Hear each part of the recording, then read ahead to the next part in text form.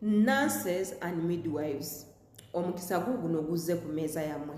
Njagala obeera omu ku abo abagenda okwewangulira omukisa guno eno.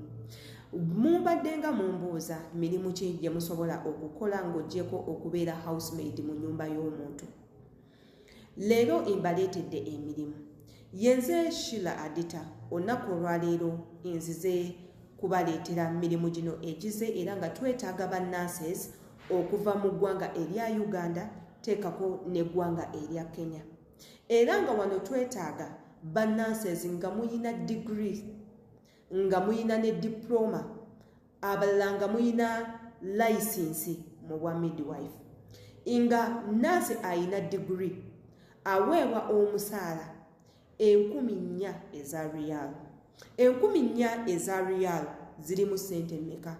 Ze miliyoni 4 ez'e Uganda.